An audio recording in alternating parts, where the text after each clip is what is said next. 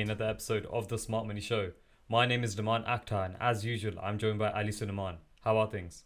I'm good, bro. It's been, as I said in the last episode, it's been a heavy week of filming, but really exciting stuff. Another great guest. But before we get into that, how's things with you?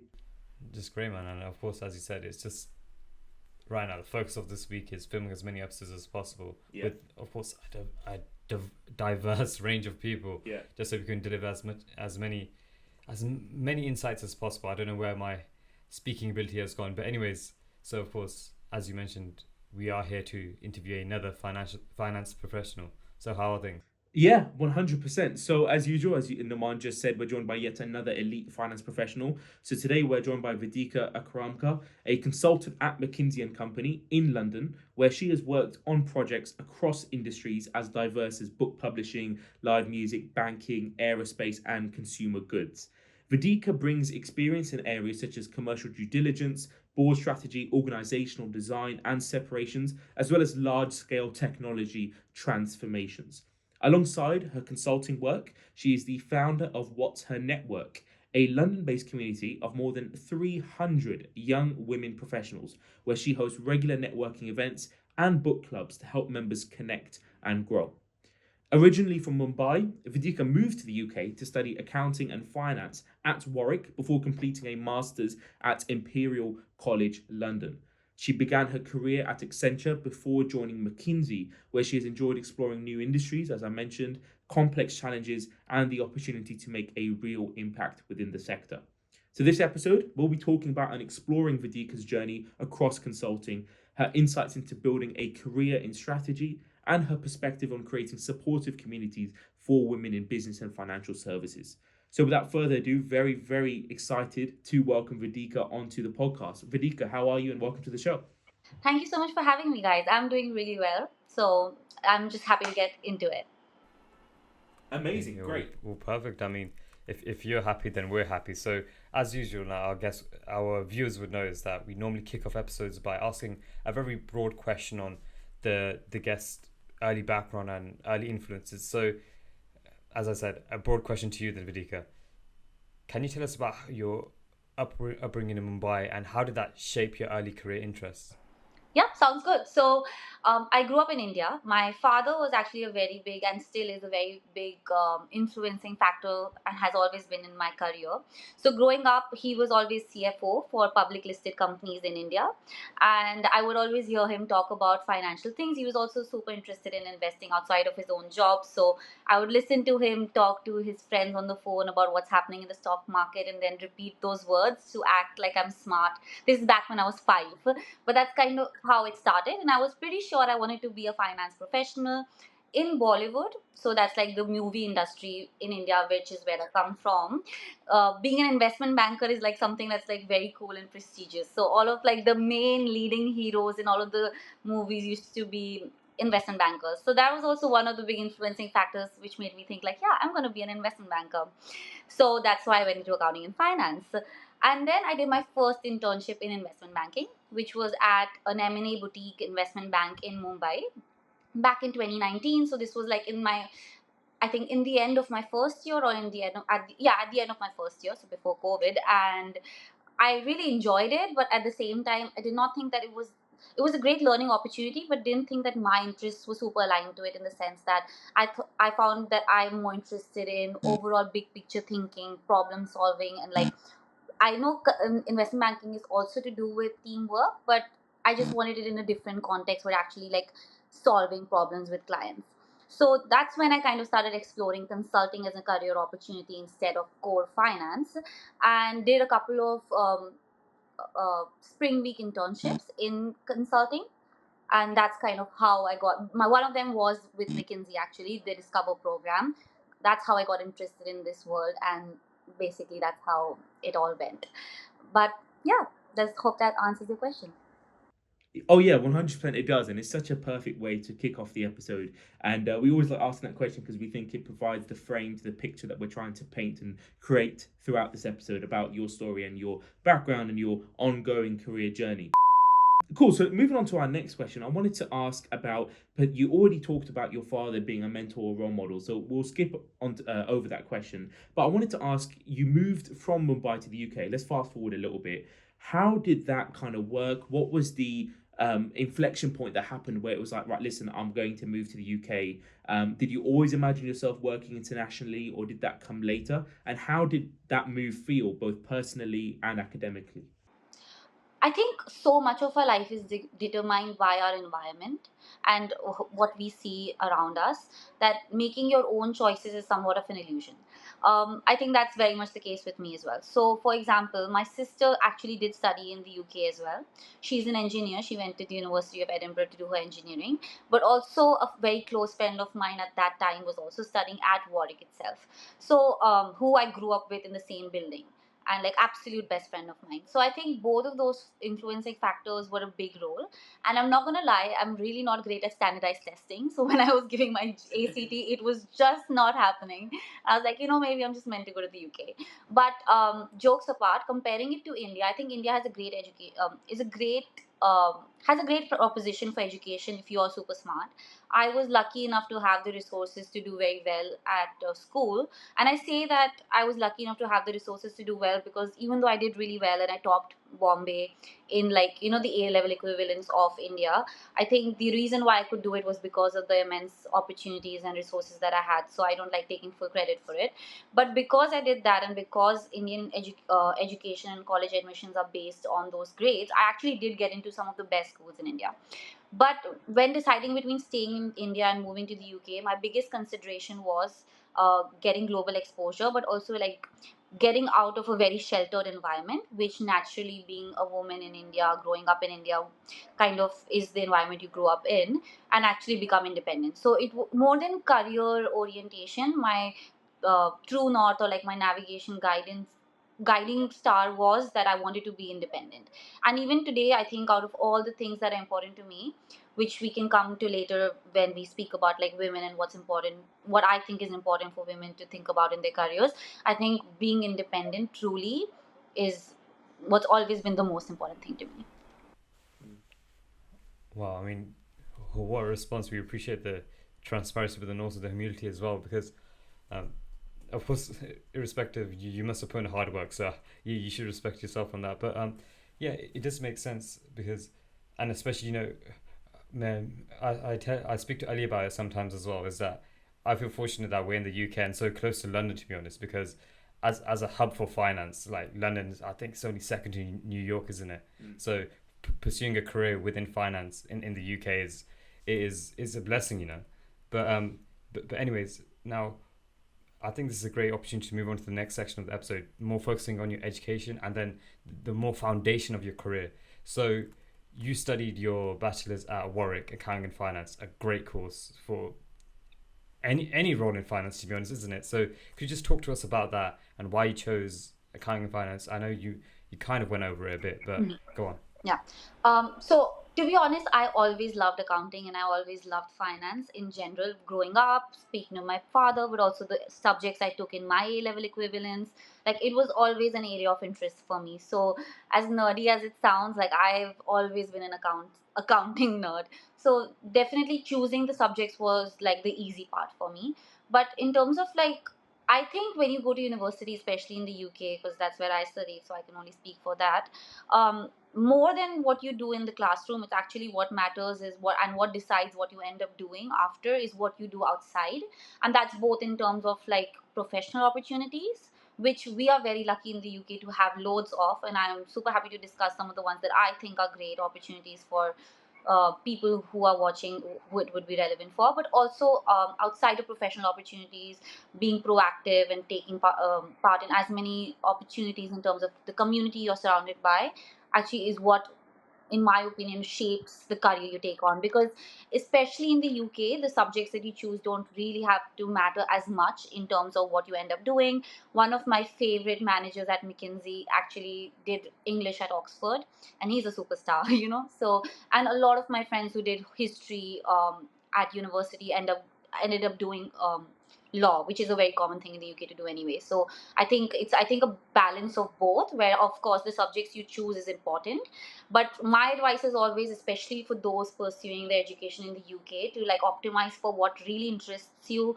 where you think you'll actually grow and where you learn and what actually is something that you're passionate about, instead of solely optimizing for a career, because UK is very flexible that way, and you can actually end up doing whatever you want to do if you are passionate about it enough. Obviously, barring like surgery and medical, I hope that people who studied history are not performing brain surgery, but you know what I mean. Yeah, no, for sure. And as Naman just said, it's exactly how we feel about university as well, and especially in the UK. And again, it's just a privilege to be able to study in anywhere, to be honest.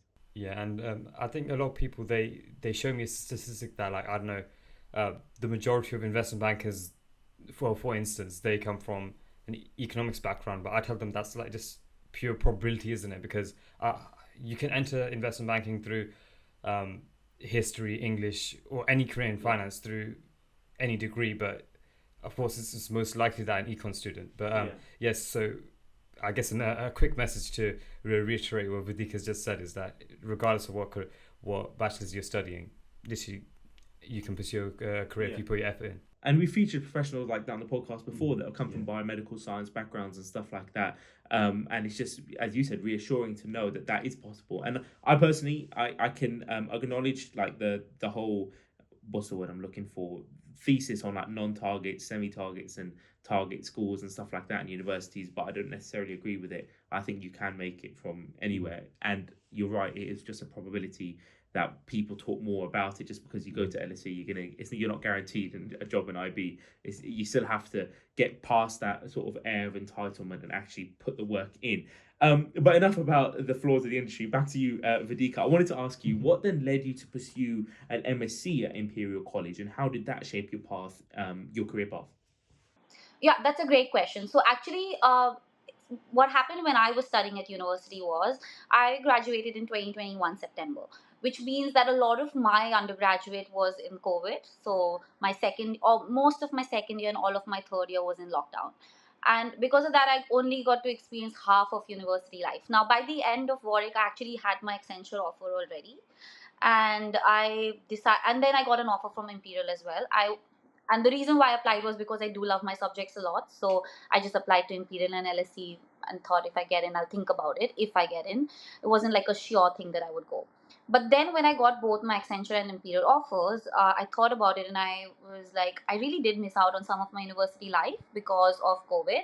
And I thought it would be a great way to like kind of study the subjects that I love a little bit more, get settled into London, because I was at Warwick, which is not in London, before I actually start working there, make some more friends, develop a deeper professional network, and then start my job.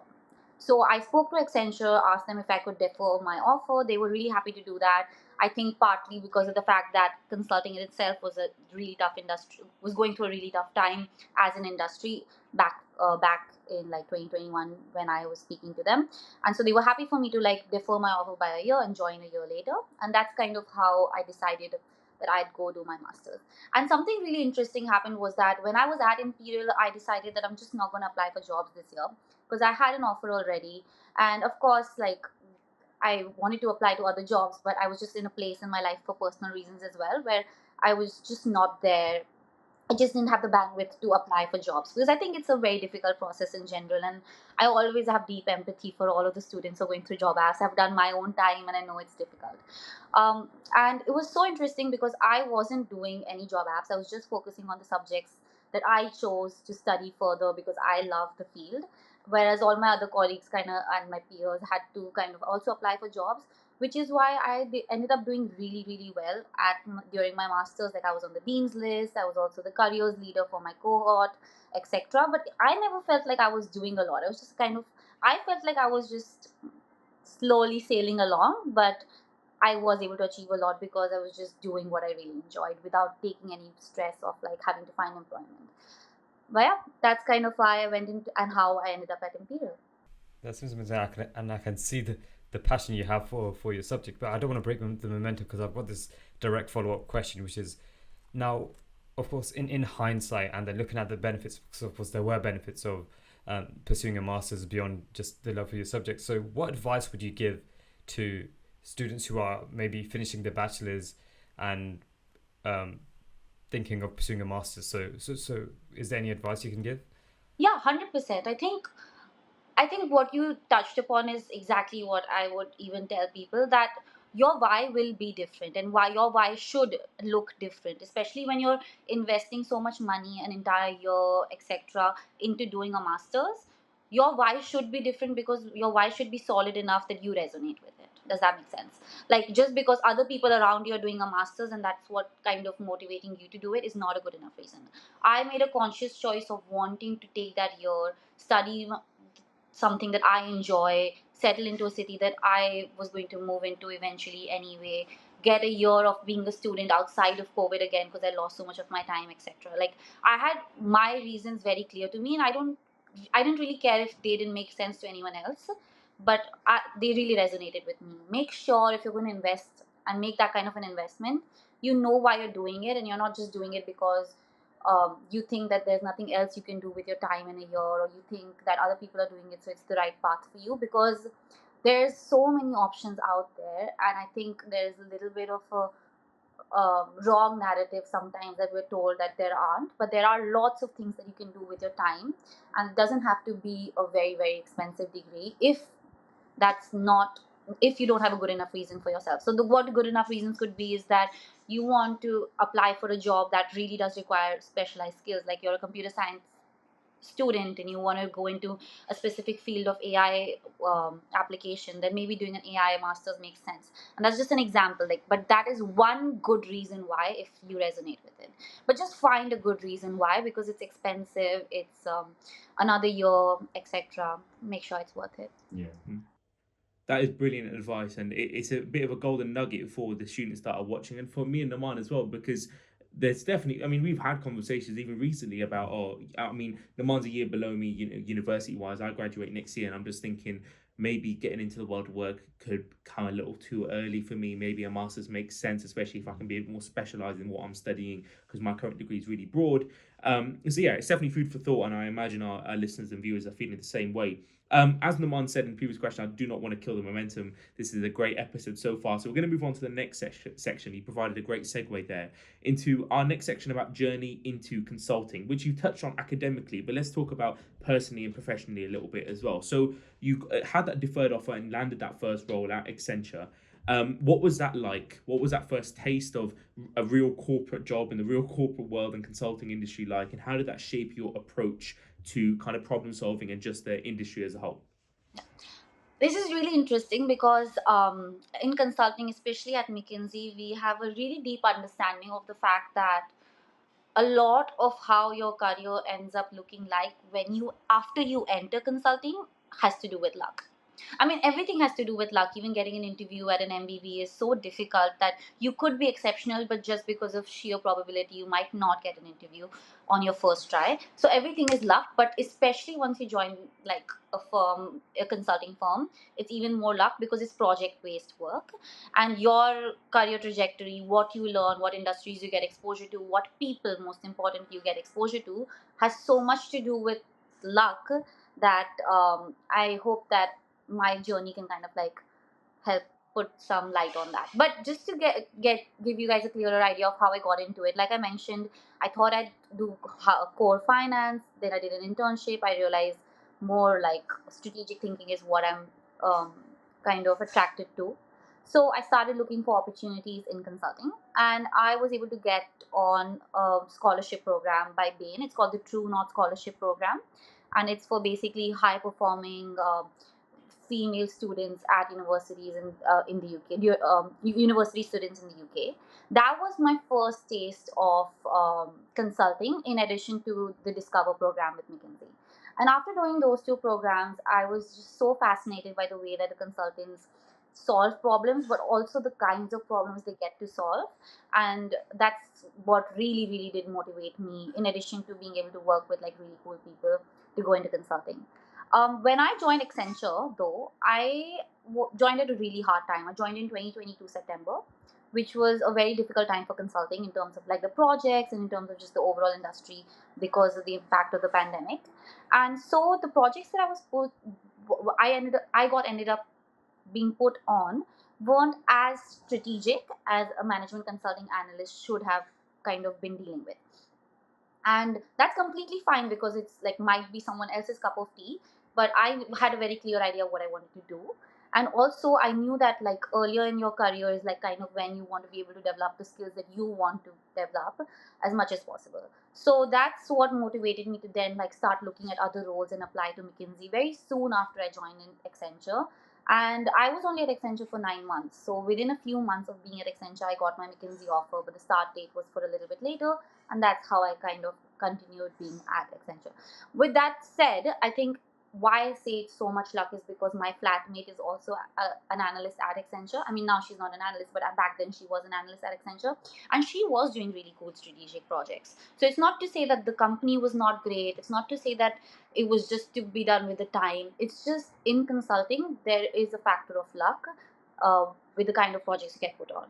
With that said, there's always ways to work around it, because even at McKinsey, I've had times when I've been on projects which are not as sexy, or not as sexy to me, especially at least, as the other ones. But then I have understood that being able to network with the right people, getting on, is one of the best ways to get on the projects that you want to be on. And I totally agree. When I mean, I'm not personally aiming for a career in consulting, but when I hear like, you know, funny enough, it was McKinsey, but in a recent story, I think it was like a month back or something, where they were working with a large investment bank. So I just find that like completely amazing, just being able to work on something like that. So I see where your motivation comes in. But I guess so chronologically now you've joined McKinsey now. So just to break it down completely, what do you do at McKinsey right now, and like what skills does it take to succeed in your role? Mm-hmm. So I've been at McKinsey for almost 2 years now. Actually, exactly 2 years, because I joined September 2023. And I think the most important thing that people who are listening to this podcast, I think I want to tell them, is that you don't really need to know anything before you come. Like, you're expected to know nothing at all. And even the interview process in itself is like set up in a way that you don't need to know anything. You just need to be able to show critical thinking, which is like anyway designed into the process. And so that's one thing I want to make sure that people know, that you don't need to know anything to come in. Once you join, though, they will help you develop a toolkit, which is usually like the hard skills around using Excel and using PowerPoint. And yes, we do use a lot of PowerPoint. And around the soft skills around what we call as client hands, but that actually just means like being able to support our clients in the best way possible, and at the same time being able to think critically and solve problems. So we call that problem solving.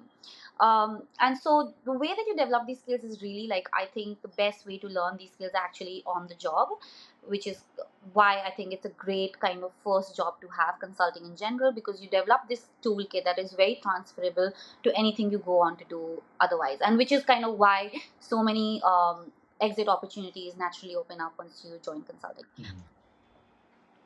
Yeah, no, 100%. And it is very refreshing to see such passion for a role that you're in. I mean, I'm not going to say that work doesn't feel like work, but there must be times, which I'll ask in my next question, where you do feel kind of excited and kind of surprised about some of the industries that you worked in. I remember at the top of the episode in your introduction, I said that you worked in areas such as live music, aerospace, obviously the one mentioned banking, book publishing, consumer goods. I mean, the list goes on and on. So I guess I'm going to ask a bit of a direct question, but what is the most exciting industry you've worked in so far, and what has excited you about that specific sector?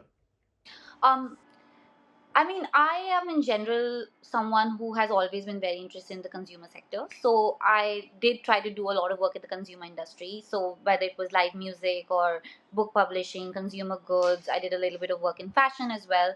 It was consumer focused because I naturally leaned towards it. And I would say that I'm super interested in the consumer industry and kind of want to now go on and like hone in a little bit more there. In terms of the most interesting project I have done, though, which I think is an easier question to answer than industries, because industries are just so wide.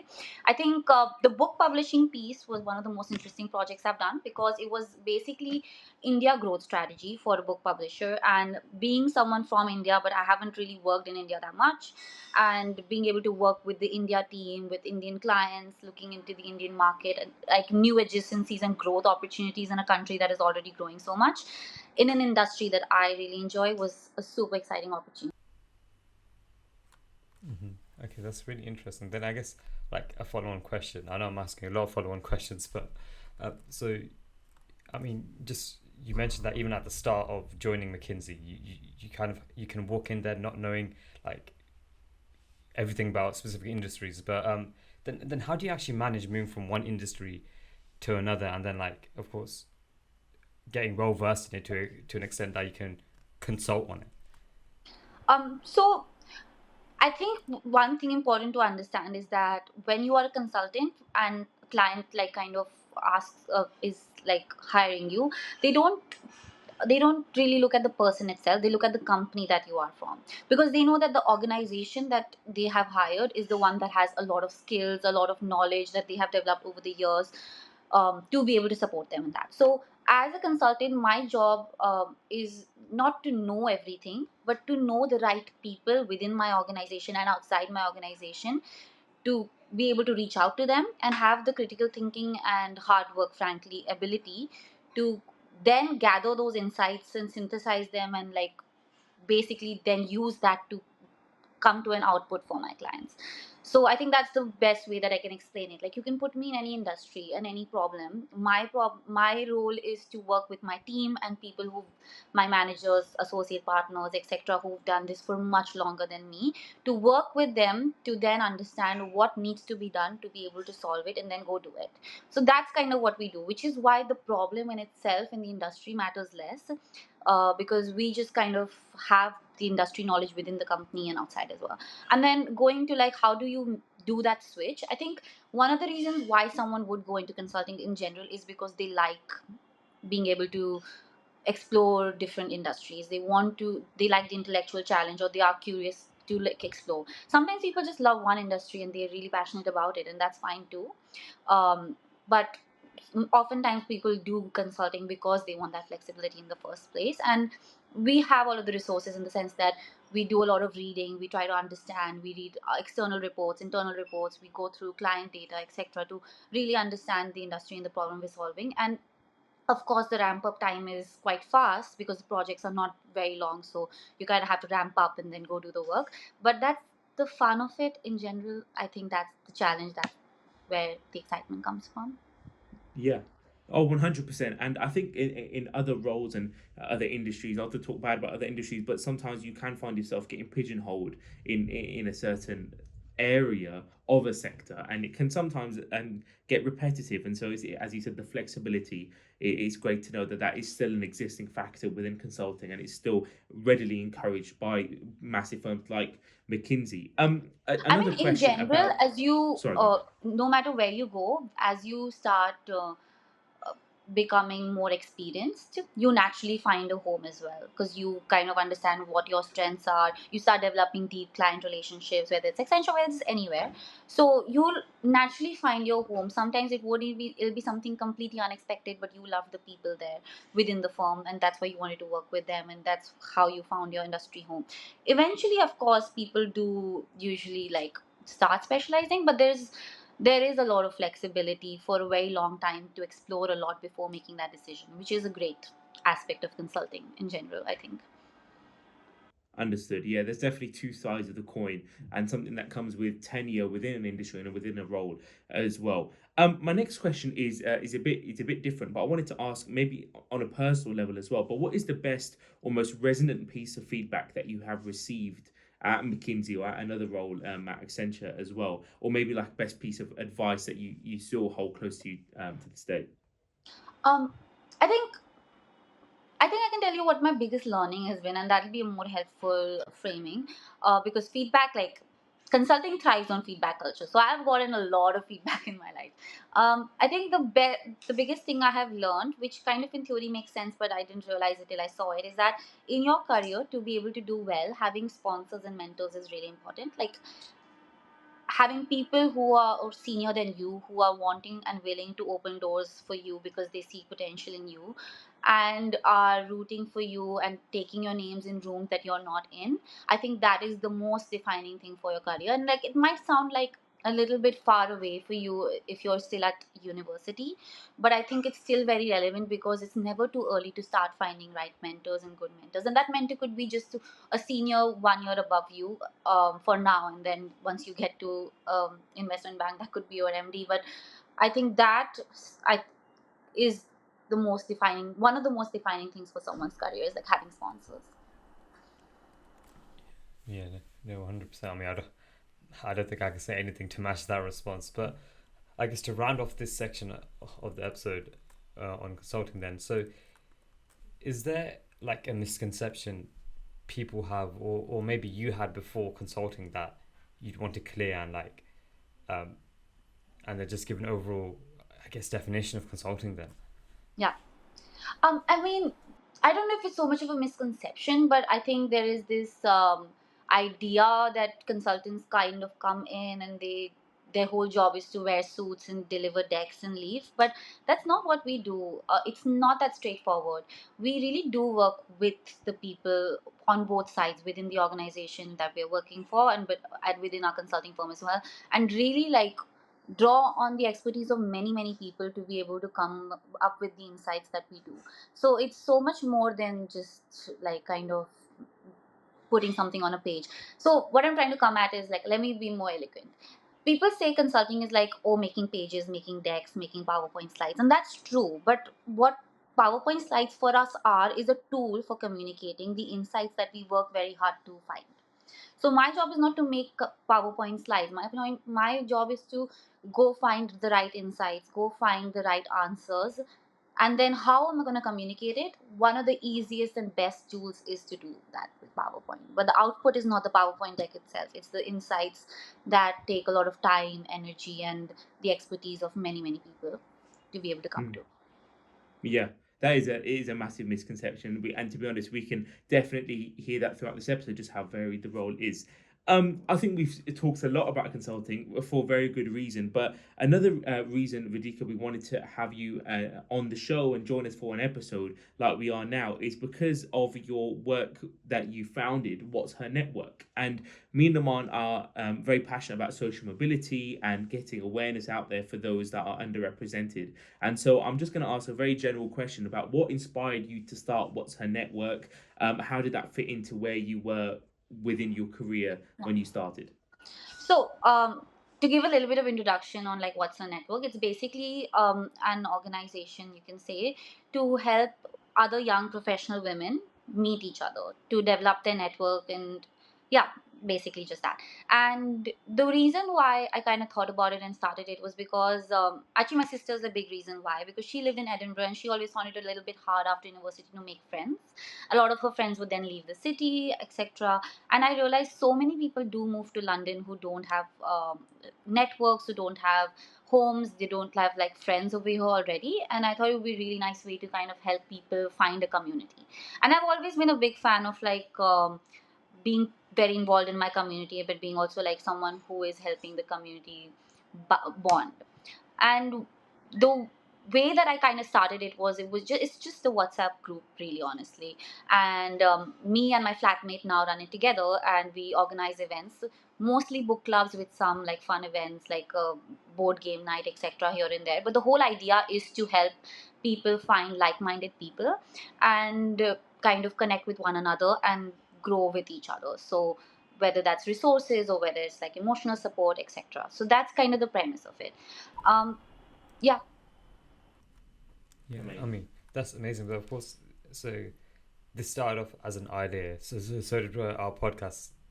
I think now over a year and a half ago. But then, how did you grow it from an idea to like a community of 300 people? Yeah. Also, I really, really do appreciate the podcast. I even told Ali when we spoke that I think it's so cool what you guys are doing, and like keep it up, because I think doing proactive things proactively for your community, or for your even your just your own self, is so important. It's okay if just one person watches your podcast. It's okay if only one person comes for your event, or just one person reads your article. It doesn't matter. Sometimes it's all about like putting yourself out there. Like I think we've become such consumers, especially with like content when it comes to like social media. But at some point we also need to start creating, and it doesn't matter how big your reach is. I am a big advocate for just creating things and something in this world, and not everything has to become huge, it's okay if it's not. But with that said, the way that I grew What's the Network is, I've been very lucky in the sense that I am a very extroverted person. So I know a lot of people in general. I've also always loved women, and it's like womanhood and other women have like just been a very important part of who I am. Like my sister and my mother are very important forces in my life, and I've always been surrounded by many women. So I was the president of Warwick Women's Career Society as well, which is one of the largest societies for women in the UK in terms of university societies. So I've just been super involved with women, and I know a lot of them are really cool ones who are doing great things. So I thought that it would be so great if I could like kind of share a little bit of my network with people and then grow it together with everyone. That's kind of how it came about. So it really just started with my own network, which is quite big, and then I drew upon them to kind of go and find other people, and like it was mostly word of mouth though. And one of the reasons why, one of the reasons why I haven't like done a lot to like grow it insanely or massively from like 300 to let's say 3000, it's because the purpose of what I am trying to build with What's Her Network is more around like genuine, authentic relationships, so that people who are moving to London, who are new, who don't have a network, have a place to come to. People who are like looking to meet other like-minded women, and like, or just get into reading more, etc., or like focus a little bit more on self development, because jobs are taking so much of our life that we don't really focus on that anymore. It's for that purpose. And I think sometimes when you like grow too big too quickly without knowing how to manage that scale, you can lose that essence. And with like working at McKinsey, it's also a little bit difficult to like kind of make sure if I'm scaling, I'm doing it in the right way, which is why I've always just focused on making sure that what we do well, instead of like growing it really big. And if it grows, I just hope that it's the the experience and like the proposition also grows with it. Otherwise there's no point. Mm-hmm. Yeah. It's Amazing.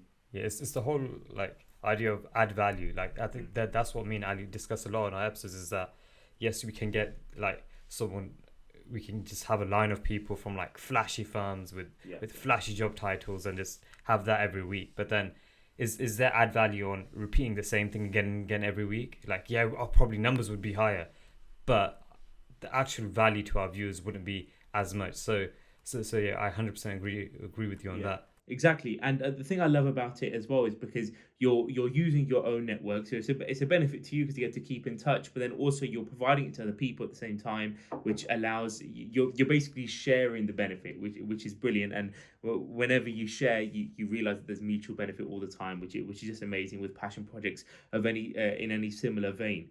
I'm going to move on, but stay within the similar section, similar area of conversation. I wanted to talk about your opinion on the future of work. So, do you still see barriers for women in business and major industries and financial services? And how do you think they can be overcome? And how can firms potentially do better? um in terms of like, okay, it's a really loaded question, it's a very big one, but I don't think that companies, especially in countries like UK, are intentionally putting barriers on women. Like, of course, there are always cases of like um, issues, but I think the bigger issue is to do with things like women do take time off for maternity, and more around those kind of like reasons, instead of like someone actually wanting to do women wrong. On the whole, is what I believe.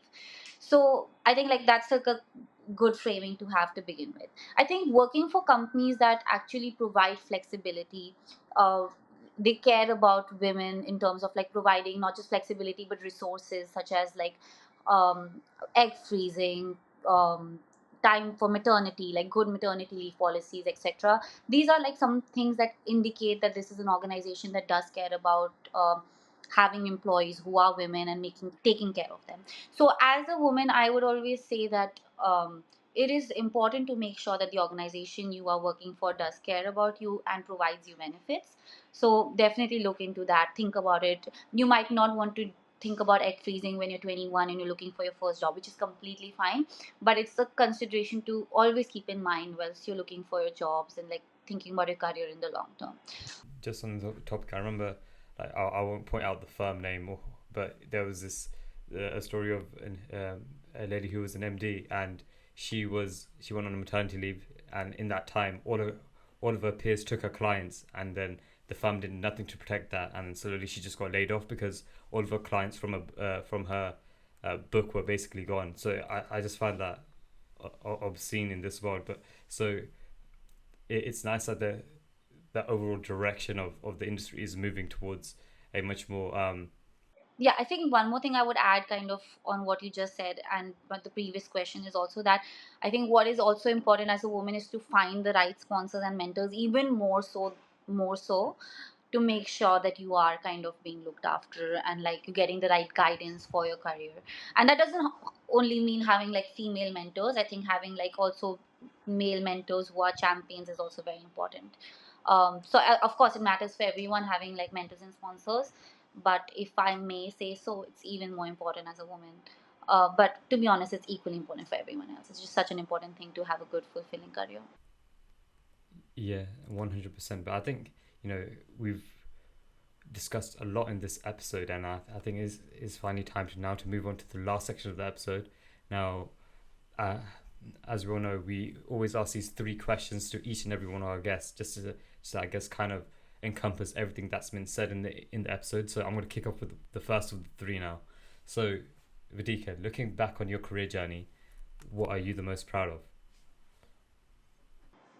I think it's a very short career journey. I've only been working for 3 years, but the thing I'm most proud of is my ability to build and maintain relationships with the people I've worked with. So that's everyone from the partner on my team down to like the analyst I've been working on. One of the metrics that I have always personally measured myself and will continue to is how close I am with the people I worked with and my managers. Because for me personally, and it doesn't have to be for everyone else, but for me personally, liking the people truly with the ones I work with and having like more than just a professional relationship with them in the sense I genuinely care about them is an important motivating factor to do well as well. So that is something I'm very proud of and I want to continue kind of honing in on.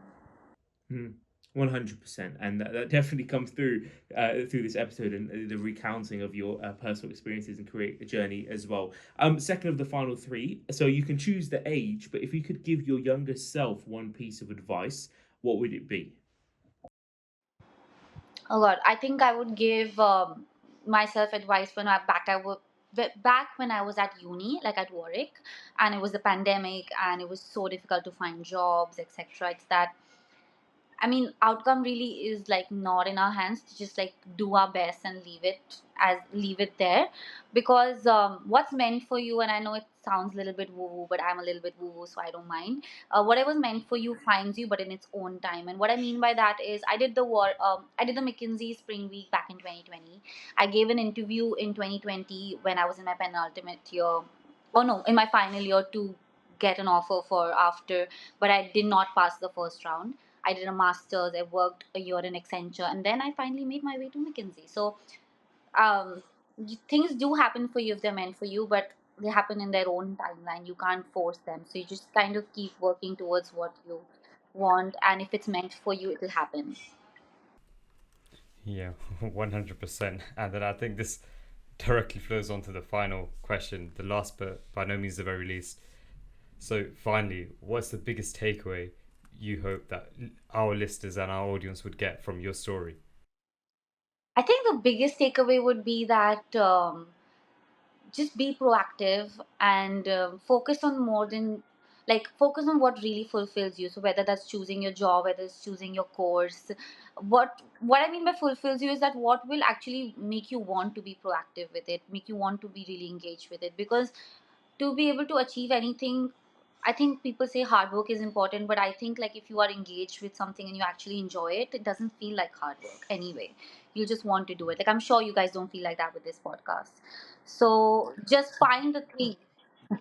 Yeah, I mean, sometimes for sure everything does, but I love shopping, but sometimes even shopping feels like a chore. So, um, like if you find things that you are doing for your own self, because that kind of helps your soul grow, feel like it's growing and fulfilled, which will look different for you than it will for the other people. So you need to figure out what those things are for you. Then it won't feel like hard work, and you'll make more impact, and it'll be more than just for your CV, and it'll be basically authentic, and it'll come through in interviews, it'll come through on your CV, it'll come through when you speak to someone, when you're networking with them, and it'll come through in general in your own confidence as well. So just like go do it, basically. 100%. I think if you're going to finish off one of our episodes, that's exactly how you do it. Vedika, it's been an absolute pleasure to talk to you, and we really appreciate your time and efforts. It's been such a well-rounded episode, and we covered a lot of facets, and we basically talked about everything that me and Naman had planned to talk about, so it has really been amazing, right, Naman? Yeah, no, 100%. I mean, each and every response had its own like nuggets and just different pieces of value for our viewers. So I'm very, very happy. 100%. So thank you again, Vedika, and to our listeners and viewers. If you are watching us on YouTube and for some reason you haven't subscribed already, then I'm sure Vedika has given you an amazing reason to subscribe to our podcast for more episodes just like this. And the same goes for those of you who are listening to us on our audio platforms. Be sure to give us a follow and a rating on there. And you can drop a comment on either platform if there's someone we should be speaking to that we just haven't spoken to yet, or a topic that we should be covering on the show that we just haven't got to covering yet. And as usual, please do show us some love and engagement on our social media platforms, where our future events are going to be announced very soon. And you can even join the team to work for the Smart Money Show and put together your opinions and help us bring more insights to the financial student community. So thank you again for watching, and we'll see you next week for another episode of the Smart Money Show. Take care and stay tuned. Thank you.